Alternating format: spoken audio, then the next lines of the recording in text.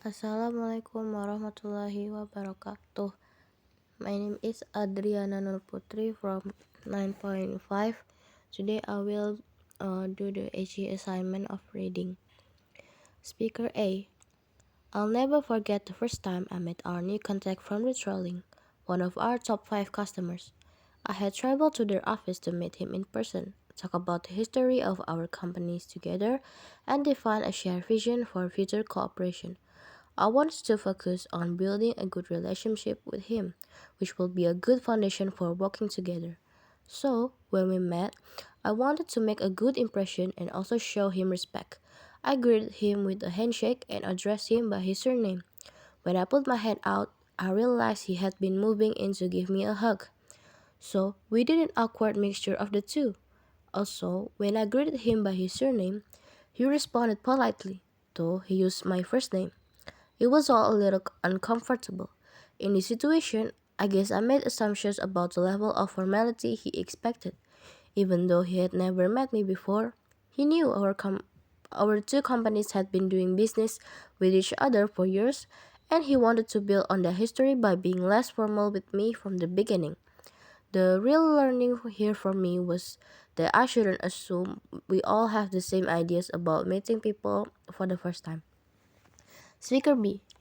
I never worked with a virtual team on an international project before.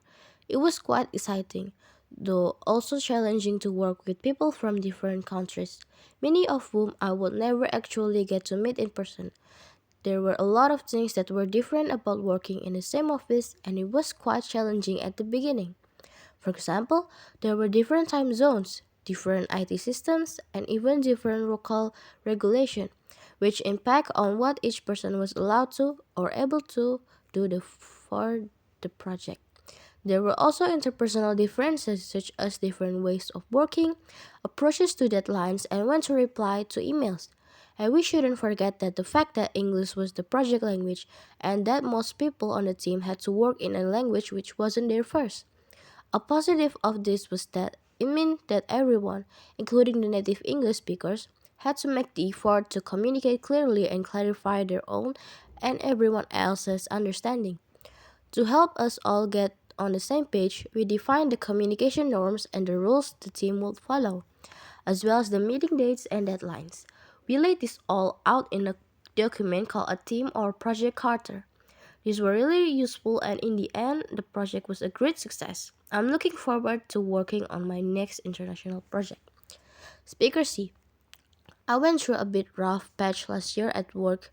I was really committed to too much debt, and then we lost a team member to restructuring, and I quickly became overloaded. This led to me doing too much overtime and feeling very stressed. My boss was real helpful, and she pushed back against the unrealistic targets that had been set for our department.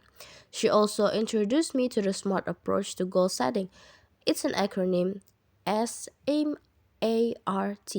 Use it to create goals that are specific, measurable, achievable, relevant, and timely.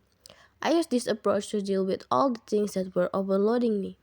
It helped me to prioritize some tasks, to do some later, and to drop some completely. I often use this approach now and feel so much in control and manage time and workload. Speaker D.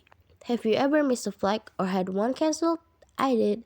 It happened to me last week. My flight home from a business trip was the last one of the day and we were told it was going to be delayed. There's always risk at the end of the day. The ground crew kept extending the delay until eventually they canceled the flight completely. They then told us to go back through the airport to the departures area to talk to their agent, who would organize hotels for everyone and rebook us on the following day's flight. As soon as they made the announcement about the cancellation, I knew I had to think quickly as it would not be likely that the flight would have capacity to take everyone from my cancelled flight. I hurried back through the airport and was one of the first to make it to the desk. That turned out to be a good idea, as there were only 9 seats available on the flight the next morning. Everyone else had to fly on a different airport and then continue back to our destination airport in coaches. Lucky me, right? That's all from me. Wassalamualaikum warahmatullahi wabarakatuh.